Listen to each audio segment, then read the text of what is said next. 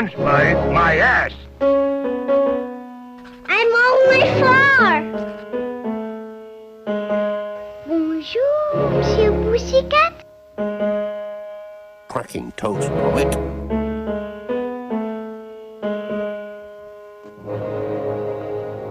Start spreading the news.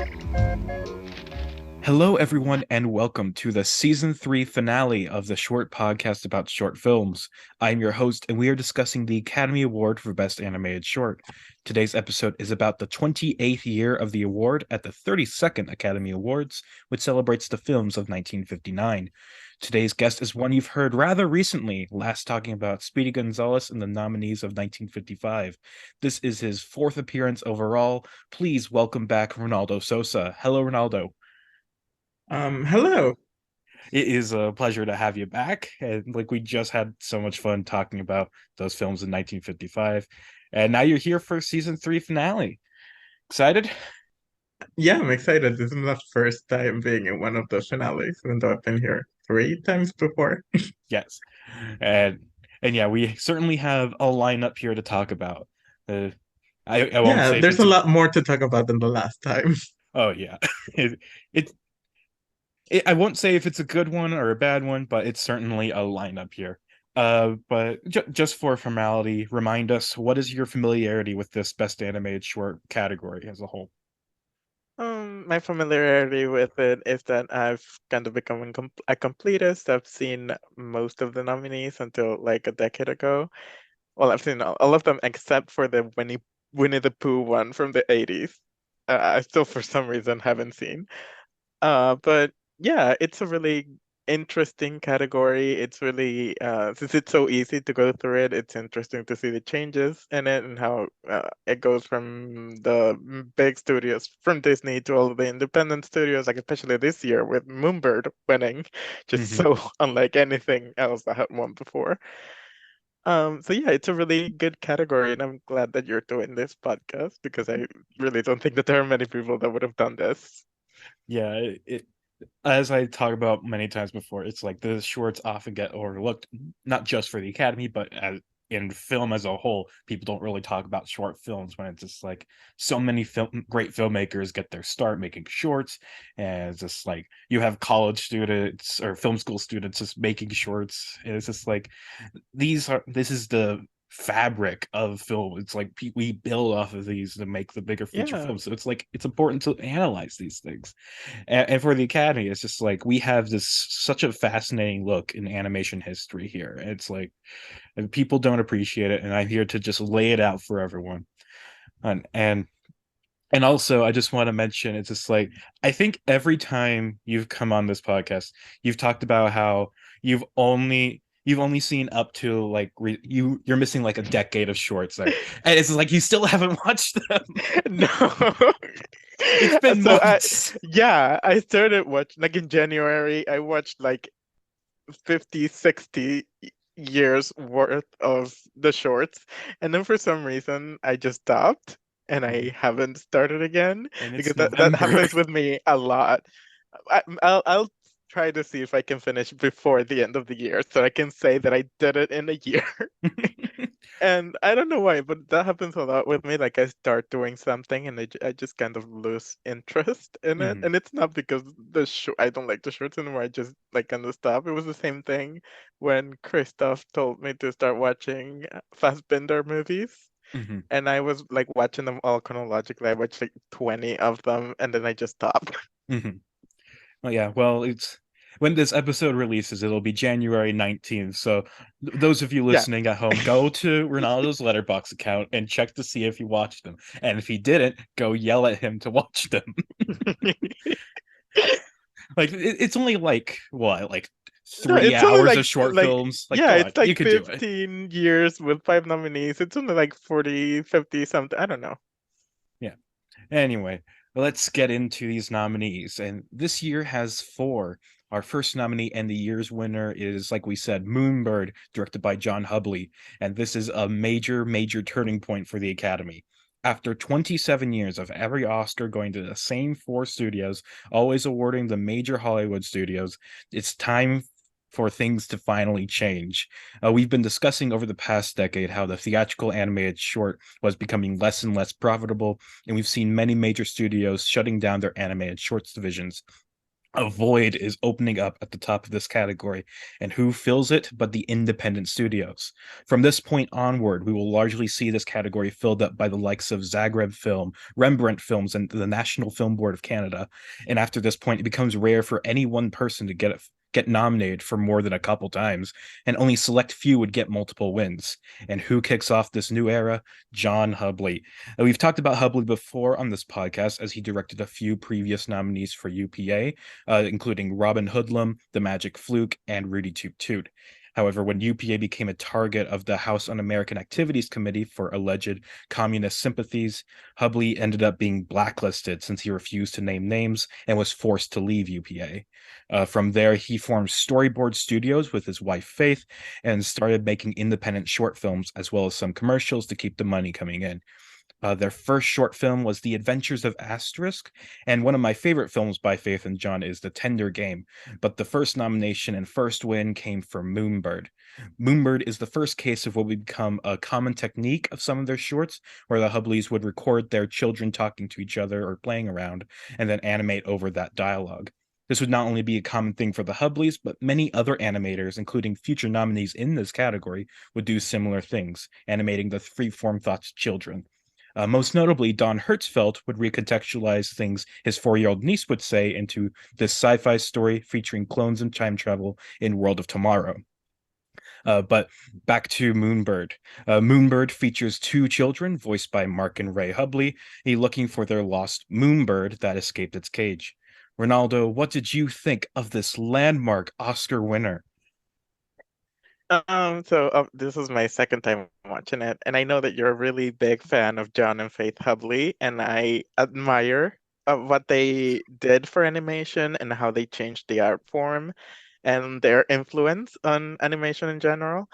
But most of their shorts that I've seen weren't really enjoyable for me, especially this one, because I really like the style of animation that it has, but there are, well, it's mainly just the voices of the children. I find them a little annoying, and I couldn't really understand anything of what they were saying, and like understand what they're just. How old were they supposed to be? Uh, I think they're very young. I don't Yeah, know the they're probably exact like ages. 2 years old, something like that. A bit older than that, I think. I'll quickly look that up. Like, you keep talking about how you hate this. Okay, I did hate it the first time. It was very hard to get into. It was very hard for me to stay focused on it because partly because of the voices of the children, but also even though I like the animation style, it was like it's very dark. It's like a black background and all of the lines are also kind of dark, so it was kind of difficult to make out what was happening. Oh, so yeah, it's not. I went and I enjoyed it a little more this time, but I still wasn't really able to get into it, even though I admire it more than I enjoyed it. I still haven't found the ages of them, but I just imagine they were probably around like 4 to 8, around that. Anyway, so I'm going to preface this like you did. I'm going to preface this with the fact that I love the work of Faith and John Hubley. I have seen every short film of theirs that I could find, and I just really admire everything they've done. Uh, but for Moonbird specifically, it's just like I don't know. Like when I watch it, it just feels kind of unfinished. And I know it's not unfinished. I know this is exactly what their creative vision was.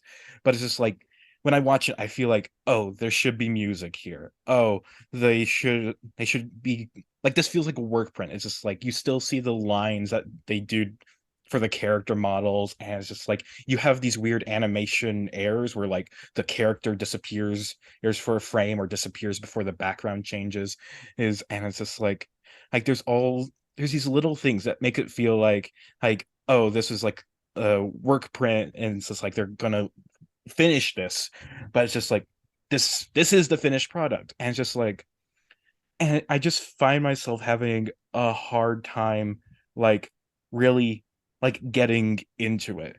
And it's just like, and I really want to love this because, this is the Hubblies' like most famous work. It's just like, as like their most acclaimed work. And it's just like, I I really want to love this, like, and I want to understand why like other people like love this. And it's like I want to understand, and I do understand why this had such uh like big influence on animation to come, and like because it was so different than everything else that was being done at the time, including like what UPA was doing, which was itself so revolutionary.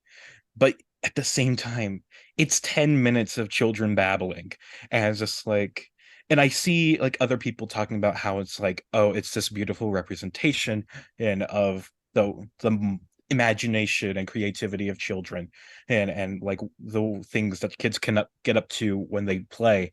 And it's just like, and I can see that, but watching it, it's just, it goes on for so long, and it's just like, and it's like I admire, and it's like I do like the animation, at least I do like the kind of rough style, even if I did just say that it kind of felt unfinished, but it's like I do kind of like how rough it is, and I like the darkness of it, and I like I like the design of the Moonbird. I like the way it moves. I like the way it looks. It's very, very good. But just like, we spend so long on the children just wandering around doing nothing. Like, as just like, I I want this. I want more from this, and it's just not giving it to me. And I feel bad saying that because it is so important, but it's just how I feel. And it's like I feel like a failure here as a Hubley fan. Because, but it's just like, and even comparing it to like the other two shorts I mentioned, like the ones before Moonbird, The Adventures of Asterisk and The Tender Game. I love both of those. Both of those are so great.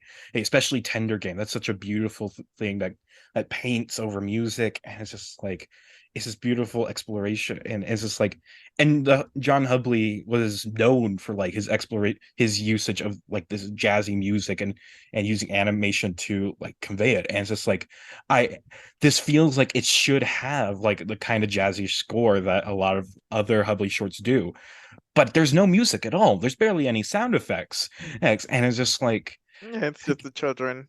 yeah, it's just the children. And it's just like, I And feel I like there think, should, I feel like there should be more, but there's not. yeah, the thing is that, as you said, some people that like it say that it's like a beautiful representation of like what children get up to when they're alone. And part of the problem for me is that I don't like children, so I don't really Um, care it's like to see. Yeah, when I I see like those two children. children, me too. Yeah. And, So most of the time, I'm just like waiting for them for it to end because I mhm, don't really care what they're doing, and I just want them to stop because when I hear children playing like that, it just gets on my nerves, mhm. And and this, I sound like a horrible person. and this also goes on for 10 minutes, which isn't that long. Like, it is still a short film, but it's like, it's 3 minutes longer than like the average short film in this category. And it's just like, those 3 minutes kind of add up. It's just like, I feel like they also could have cut this down a little bit. It's like, we kind of get the point, but it it's just, this is how it is. This is how the Hubblies intended it to be, and it's just how it is. And Okay, how it is something that I try to appreciate, but I also don't end up liking that much. It's like I still like it, but it's just like I want more from it. And it's just, and I feel like I that's kind of greedy of me, but also I just want more. I feel like I thought that we would be more in disagreement, but I feel like we kind of feel the same way. It's just Yeah, that we do. since you're a fan of them, you're more willing to overlook things than I am. Yeah, I we do agree on this. It's just like I was even going into it thinking like, before we record this, I was thinking it's just like, oh, we're gonna have this big disagreement about Moonbird, or as it's like, and that's part of why I invite you for this episode specifically, because it's like, oh, you hate Moonbird, I love it. It's gonna be this fun thing where we disagree, but no, it just didn't hold up for me, and it's like, we're gonna have a lot more fun on later episodes with talking about some of the Hubblies better shorts. But at Mhm. this point, with their most famous Yeah, and work, I don't hate them entirely. Like I really like Ready to Toot, and I mhm, like Windy Day. yeah, and I feel like if you watched like Tender Game or Adventures of Asterisk or some of their other great shorts, you'd love those too. But it's just this one is like this is the most famous one, and so it's the way people get introduced to them, and it's just like I feel like this is a bad introduction, even though it is so important. Yeah, it's very avant-garde. hmm Yeah, but hey, it ended up giving us World of Tomorrow. So how bad can it truly be? Which I haven't seen yet because I haven't gotten to that year. Yes. You gotta watch them.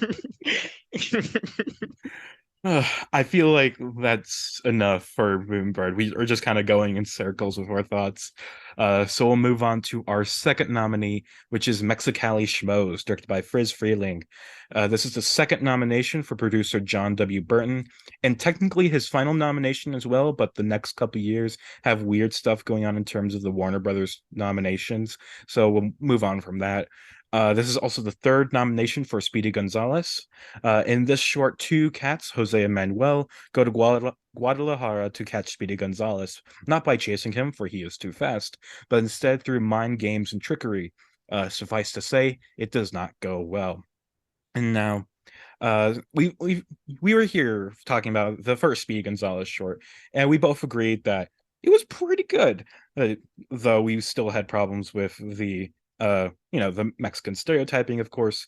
Uh, and you have also seen his last nomination. I forgot what it was called, Tabasco Road, and we both kind of agree that like the shorts kind of decline in quality from that point. And for Mexicali Schmoes in particular, like for me, and just my opinion, I don't know what you think of it yet with your rewatch.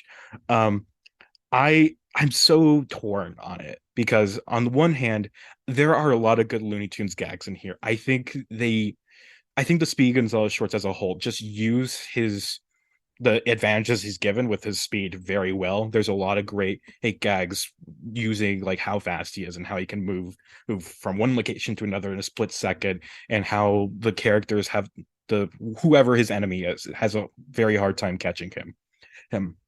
But on the other hand, a lot of these shorts kind of descend into just, haha, isn't it funny how these people talk funny and how they have a weird accent?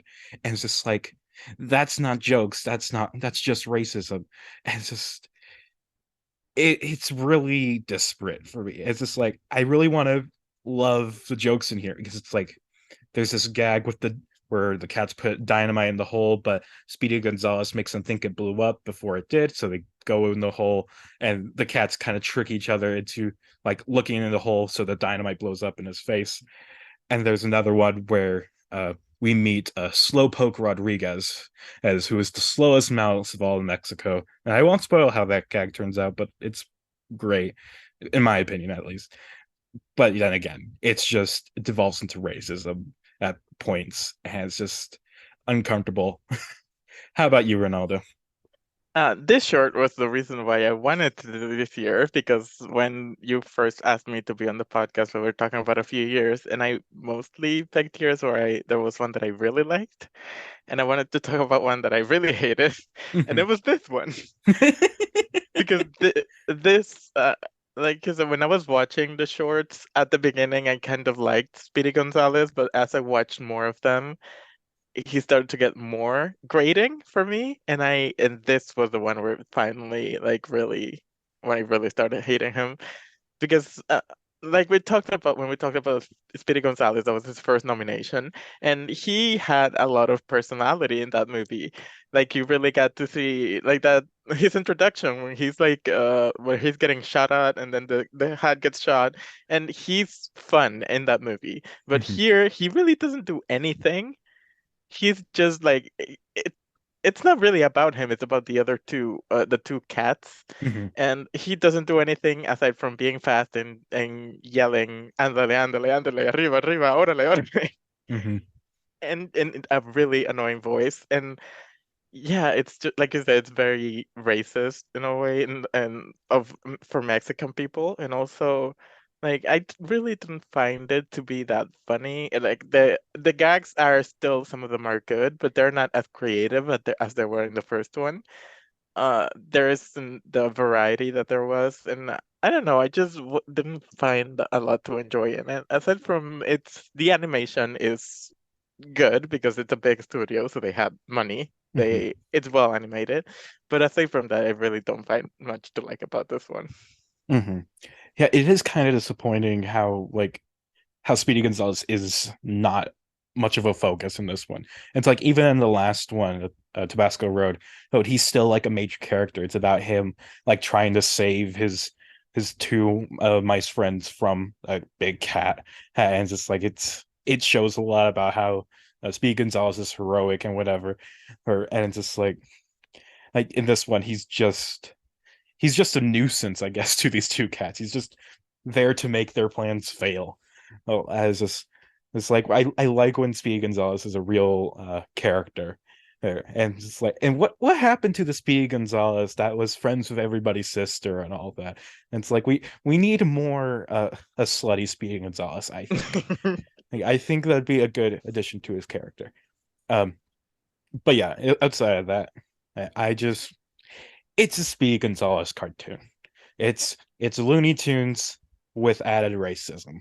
And it's like, sure, some of the other Looney Tunes cartoons still have racism, but it's just like this whole series is kind of based around uh Mexican stereotypes and all that. So if you like Looney Tunes but don't like Mexican stereotypes, well, here's Speedy Gonzalez.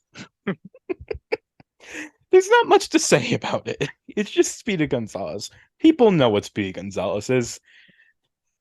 People know Yeah, Looney Tunes. and this is like the most basic Speedy Gonzalez short Yeah, there could ever be.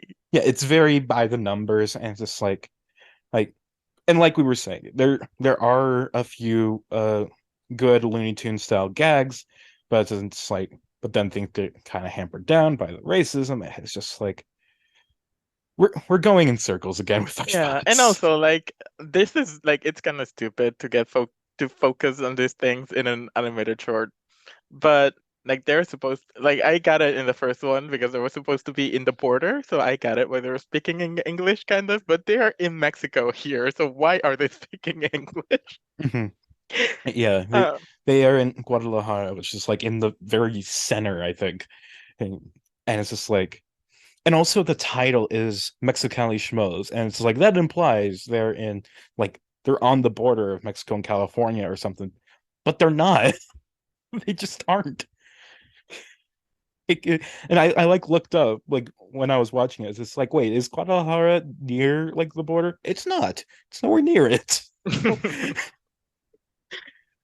It's hmm. I it just shows that how little the Looney Tunes people actually care about like Mexico at all. Like there's just it's just a like a scenic coat of paint for them to put onto these shorts. It's like I kind of Yeah, wonder we should have a Speedy Gonzalez short where he like goes on vacation or something. I feel like it'd be fun for him to see him in like Canada or something and like fighting off against some Canadian cats or whatever. him in Greece. In Greece? I don't know. That was the Oh, first thing I thought of when you said vacation. like he Speedy Gonzalez for White Lotus season 3. Him and oh, what's her name? The Legally Blonde actress. I forget her name. Um Wait, is it Reese Witherspoon? no, the like she was in White Lotus season 1. She Oh, won the Emmy. Jennifer Coolidge. Yes, Jennifer Coolidge. Speedy Gonzalez and Jennifer Coolidge will make a great pairing. They would. It- I want this now. Why do I want this? Why do I want Speedy Gonzalez in White Lotus season 3? I don't even watch that show.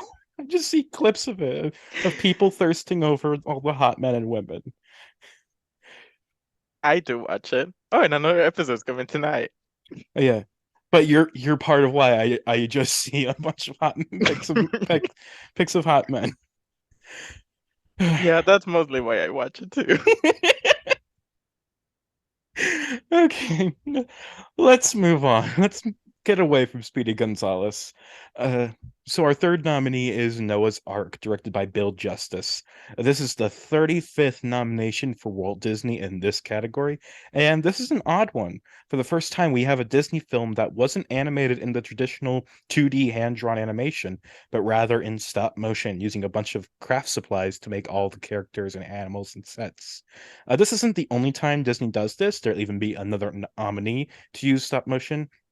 And as that later nominee is also directed by Bill Justice, it makes me believe that these might have been a passion project for Bill, or he convinced the higher ups to let him experiment a little.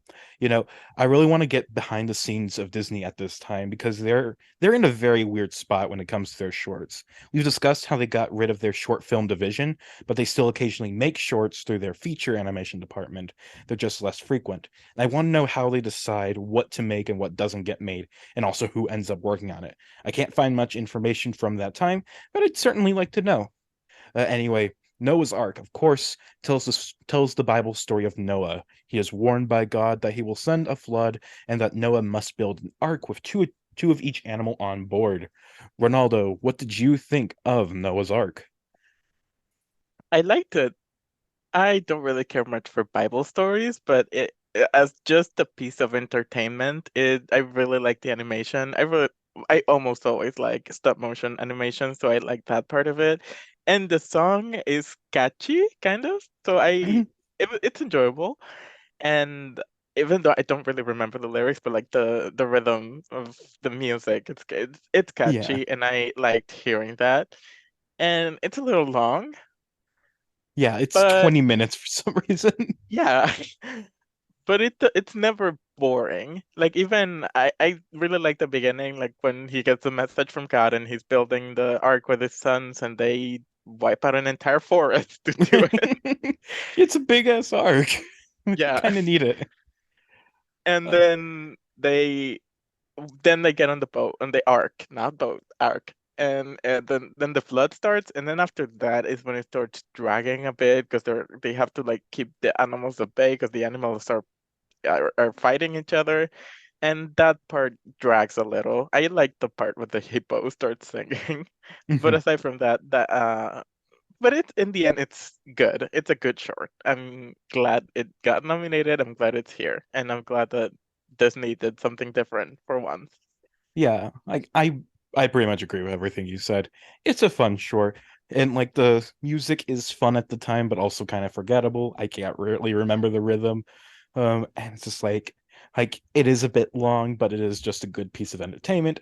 And I like the style. I like how they're doing stop motion. I like the kind of creative usage of like they're not hiding the fact that it is just kind of a bunch of craft supplies that they're using to make a lot of these models. And it's like they do some like fun designs with all the animals and whatever.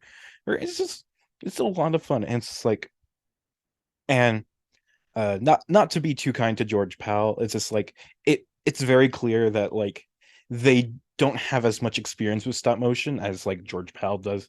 Like his shorts are a lot more like lavish and like they have a really big sense of scale, even though it is still obvious these are like tiny models. Meanwhile, with Noah's Ark, you can really tell that it's just like this very small kind of thing, and it's like it doesn't really hide the fact that it's a very kind of small scale thing. Um, but yeah, I still liked it. And like I just quickly looked up like the lengths of nominees this decade, and this is the longest nominee this decade. Hey, it's just like and Disney shorts in general kind of take up the top spots. Like after this one is Paul Bunyan from last year, then Truth About Mother Goose from 2 years ago, and then we have Romance of Transportation Canada, which is the outlier. But then after that is Toot Whistle Plunk Boom, another Disney thing. So it's just like they kind of capitalize on making long ass shorts. Uh, but yeah, good, fun, short. I'm not sure what else to say. It's just Noah's Ark. Yeah, it's a good time. Yeah. Anyone who's listening to this should watch it. uh, Actually, I don't think maybe they should watch it. They have better Yeah. uses of their 20 minutes. Like it's good, but it's not like go out of your way to Maybe you watch it can good. just like if you're doing the dishes or something, you can Yeah, put it on the like background. folding laundry or whatever. Just oh, they should put this on Disney Plus or whatever. It's just like I feel like Disney. Like we just talked about this last episode, but it's just like Disney doesn't do a good job of like they have so many short films in their big backlog, and it's just like I feel like they should just put them on Disney Plus. It's just like I know their whole thing is like, oh, the Disney Vault, but it's just like, especially with the short films, it's like nobody is gonna be clamoring to see Noah's Ark. Nobody's gonna be writing in letters being like, hey, when are you gonna be putting Noah's Ark on Disney Plus? It's just like if you just put it on the streaming, it'll mean more people will watch it and more people will appreciate it and get more people into this kind of thing. And it's like, just put them out there. Just put them I out thought there, they were Disney. there already. I don't have Disney Plus, so I have no idea. I don't think this one is like they do have a few short films, but it's like it's not like a big chunk of them. And it's just like, and I think they also kind of do rotate hate the ones they have. So it's just like maybe this one will be put up soon, maybe it won't be. I don't know. But it's just like I feel like they should just make them more accessible. Well, because of like for I only think a few of these nominees that Disney has done. Out of the 35 we've seen so far, I think only a handful of them are even on Disney Plus. If even that, most of these I would have had, well, I just kind of watch all of these online anyway, like not just finding them on YouTube or Daily Motion or whatever. But just like I feel like I should be able to watch more of these on Disney Plus if I so desire to. It's like get them in Yeah. the best quality possible. But no, they don't really care that much. It's a shame. But that's why I make this podcast to try and make people care about Disney shorts. So, uh, Bob Chapek, if you're out there, do something, please, anything, something. Yeah, and I wish more people cared about them because even like with the new shorts every year with the Oscars, like people don't really care about the short categories. Mm-mm. Even the people who actually try to watch all of the nominees, even they sometimes don't care about the shorts and don't even try to watch them. And it's a little like sad because a Yeah. lot of them are really great. Like Mhm. last year you had something like Bestia and Opera Oh yeah. also. Yeah, Yeah. a lot of them are really inventive and really like you won't lose anything by watching them. Most of them are under 10 minutes. Yeah, and that's one of the great things about watching through this category. It makes it so easy to watch them because they're usually so short. It's like with live action and documentary, they stretch the limits of what short means. But with the animated shorts, they try to keep it actually short. Like the vast majority are Yeah, because under it 10 takes so much minutes. effort to make it to make Mhm. them. Exactly. But that's a good thing. It means like every frame is like carefully crafted. And it's just like it makes it all the more enjoyable and stuff. To know Hmm. that like there's so much love and passion put into most of these shorts. I won't say all of them because some of them are very clearly hack jobs, but most of them are filled with love. That's a good note to end on, I guess. You want to Yeah, move and we on? still have one left. Yes, we do. Our fourth and final nominee is The Violinist, directed by Ernest Pintoff. This is the first nomination for Pintoff. After working a bit at UPA, Pintoff was hired by Gene Deitch at Terrytoons for a time and wrote the short film Phlebas, and had started production on the film but left suddenly during it. While Deitch took over for Phlebas, it seems that Pintoff was more content being an independent animator, and he ended up making this. The Violinist is about a violin player named Harry who is derided by all. Wondering why, he's told it's because he plays with no feeling and that he must suffer to play well. Uh, I thought this was a good short. I thought it was fun. And it's just like it's just a silly little short about this guy who can't play the violin well at all. He has this talking dog with him. It's just a cute little short.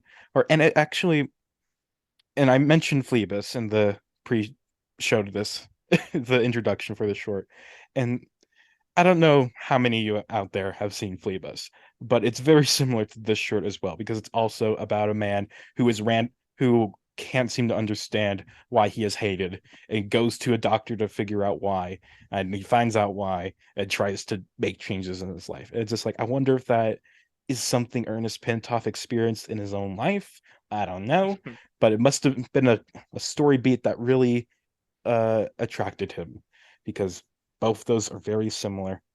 But for the violinist, very fun short. How about you, Ronaldo? This is the one that I had the biggest change on Oh, with this rewatch because I really didn't like it the first time, but now I really enjoyed it in a way. Like it's not, I didn't ever find it like really laugh out loud funny, but it also didn't get on my nerves. I found it like kind of enjoyable and like a chuckle here and there. And I don't know his name, but whoever did the voices for all of the characters Carl also, Reiner. oh yeah, he did a good job. And I also found like it had a good message in the end, which I didn't remember or didn't expect to find in this one with like the thing of like him at the beginning, he is playing and he's like trying to please everyone, trying to play the way that they want, and then when he finally plays well, they find something else that they don't like about him. And then he just goes back to how he was at the beginning, and it's like, oh, like you can't just try to please everyone because they're always going to find something to not like about you, so just do whatever you want. And I don't know, I find that kind of sweet. And yeah, it's a good voice performance and it has a good message and okay animation. Like that's not really the strong point of it. But yeah, I enjoyed it. Yeah, it's not the best animation. In fact, this short kind of reminded me a bit of the Crunch Bird. It's like not, but it's just like the way like it's all the voices are done by the same guy, and the animation style specifically reminded me a lot of that short. And it's just like this is the second episode in a row where I compare the short to Crunch Bird, but it's just like I don't mean it in a bad way this time. It's just something I noticed. Um, but yeah, I one of the biggest laugh out loud moments I had in this short was after like he starts suffering to make his violin playing better and just like and then when he plays for the guy who's in the manhole or whatever, he's just like the guy in the manhole is just like, man, are you ugly? It's just like, hey guys, come up here and look at this ugly guy. It's just like they're just hammering in the point, like this guy just thinks he's so ugly and just keeps going. He just keeps talking about how ugly he is. And it's just like it's so mean, but it's just like it worked. It made me laugh. And it's just like and it is funny just like throughout the short how matter of fact everyone is and how easily Yeah, they like find it to boy, you just stink. it's how easily they find it to just shit on this random guy who decided to play the violin for them. And Yeah, it's the one just that I found the funniest of that was the woman that he finds. And he has a guy like, oh, you're such a pretty lady. Like, you tell me if I play without feeling or not. And she's like listening, and then after a while, he's just like, oh, you stink. Yeah, it's kind of funny just like seeing this guy get just shit on by everyone he meets. It's just like Yeah, I and the one that doesn't shit on him, he shits on the dog because the dog at the beginning is like, oh, I thought you played really well. And he's like, oh, you're a dog. What do you know about that? You don't know about yeah, bones. You don't know anything about music. and it's funny. It's just like yeah, it's like the dog first says that he thinks he's good, but then after that, he's the one who keeps reminding him how much he Yeah, you play stinks. without feeling. Yeah, it's just like he's the one who says you play without feeling. It's just like it's it's kind of an absurd short, but in a fun way. And it's like I was saying, Fleabus is kind of the same way. They're both very stupid shorts, and I keep wanting people to watch Fleabus. Fleabus is great. I don't know why. I'm just very. I don't know why this episode is making me just very kind of loopy. He, I, I don't know, but this lineup. We've just gone through all four of them. This lineup is just very kind of weird. It's just like none of them are too great, and personally, I don't think any of them are all that awful. Although I know you hate one of them quite a lot, but it's just Yeah. like it's just a strange lineup, and like we were saying, this is a lineup that went on to change the way. It's a turning point for the Academy with Moonbird winning and all that, and it's just a strange way to end this decade. Hey, and it's just like we started this decade with like Gel McBoing Boing, Boing, and all that. And it's just like, and Tom and Jerry were still kind of at still one of the biggest factors in this category. But now it's just like it's kind of depressing how everything just kind of changed for uh just for the animated shorts as a whole. The studios being shut down, and just like we aren't going to see many of like the big studios ever again. And it's just like I know Warner Brothers keeps on going, they transfer into Patty Freeling.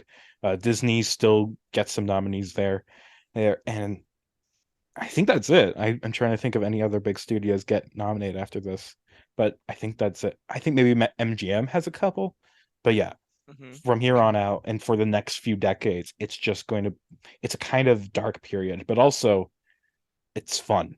It gets weird. There are a lot of weird shorts coming up in these next few decades, and I'm so excited to talk about them. And Yeah, there are two different short films that involve inflatable sex dolls. Two different yeah. ones in different years. And there's one based on is it the one with is that the year with the Kama Sutra one? Oh yeah, yeah, The Adventures of Kama Sutra or something like Yeah, that. there's Or a Kama short about Sutra sex Strikes Again. position. Yeah, it's things get weird, things get fun. Uh, and I hope you guys come back for season 4 out there. But yes, um, now that we've gone through and talked about the 4 nominees, let's rank them all. Ronaldo, start us off with your number 4. Mexicali Shmoes, not really much to explain there. Yeah, my number 4, and this is going to come as a surprise to you, but my number 4 is Moonbird. I I just I wanted to like it so much, but it just doesn't live up to it. And it's like even Mexicali Schmoes, it had some really funny gags in there. And just like I think it overcomes some of its lesser parts, let's say. Meanwhile, Moonbird, I just find it hard. I just find it hard to enjoy much of it. And so like I still like it, but it's also I don't find much to enjoy. I don't hate it or anything, but it's just like I just don't like it either. It's just in the middle there. And yeah, what's your number 3, Ronaldo? It's Moonbird. Yeah. Uh my number 3 is Mexicali Schmoes. It's it's a middle of the road Looney Tunes short, or and it probably would have been better if it weren't for the aforementioned racism in it. Hey, what's your number 2? Well, this one's hard because before rewatching them, I had uh Noah's Ark as my winner, but when I rewatched The Violinist and also after I rewatched it and also talking to you, I started liking it more. So now it's like very close between those two, and it's like a difference of between like Noah's Ark is in terms of animation, it's like miles better. Mhm. But as the kind of the story, I liked The Violinist more, so I don't really know what to pick. I'm just gonna say Disney has enough. I'm just gonna go with The Violinist as my winner and keep Noah's Ark number two. Yeah, that's very fair. My number 2 is The Violinist. This and my number 1 is Noah's Ark, just because like I enjoy, but I'm in very much the same boat as you. Who is this boat Noah's Ark?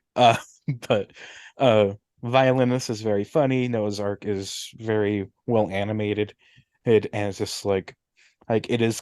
They are pretty close in my rank, but I do keep a rank of every single best animated short nominee, and it's just like I they don't are. think I could do that. I've seen that and it's too much. Like I have rankings of all the years specifically, and I have a rank of all the winners, but I don't think I could do all the nominees.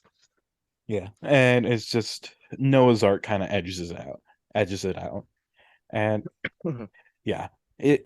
I I guess it's still that Noah's Ark is still entertaining, along with the interesting animation style. Meanwhile, Violinist doesn't have good animation, but it's entertaining. So that's why it edges it out. And so yeah, that's our top four. And I just want to say, like, going back to that rank of all nominees, Noah's Ark being my number one, it's still like number 16 of this whole decade. And that's out of 40 nominees. So it's And I just think like, we have the same one, the same number one of the decade. oh yeah, like I won't spoil it because I'm gonna go through my top 10 next episode and the bonus episode for this decade. Um, but Well, I yeah, won't be on that, but I can say that mine is the Telltale Heart. oh yeah, nobody's on my bonus episodes. It's just me. No, I know it's just you. Yeah, but I guess I had to say it now because I was saying it's probably the same one. But yeah, it's Telltale Heart. That's just easily the best one. I feel like anybody who watches these would say that Telltale Heart is the best one. Like, Yeah, I even got Zita to watch it, and she hates everything, and she liked it. she she does kind of hate everything. I just told her to watch it because it's James Mason, and she has a big crush on Oh him yeah, for some reason. yeah. Well, he's kind of cute. I He's a good guess. actor. Yeah. Yes. Although I'm curious what Christoph, like what his favorite short of the decade is, because he only gave 4 stars to Telltale Heart. So I wonder if maybe he has a different number one of this whole decade. But I'm looking through these and it's like what could it be? Like maybe Rudy Toot Toot, who maybe like Jaywalker. I don't think he even likes Jaywalker that much. Joe McBoing Boing. Gerald McBoing Boing. Yeah, who knows? I'm sure he's one of the few people to actually listen to every episode. So he's definitely going to hear this, and he'll be sure. I'm sure he's going to come into my DMs and tell me what his number one of the decade is or tell me like his top 5 or whatever. By the way, hi Christoph. I hope you liked the Hello. episode. And also, and let's say hello to Owen, and because they also Yeah. they also listen to all of the episodes. And they're also watching a lot of the shorts. So, Owen, tell me what You got someone to get interested into the short, so you exactly. did your job. Even Yes, if it's just exactly. one person. Like I tell them that. It's just like the fact that one person got interested into this category because of my podcast, that makes it worth it. Just making one person interested, that I achieved my goal. And now the rest of this podcast I'm doing just for the hell of it, just because it's fun. But yeah, uh, but yeah.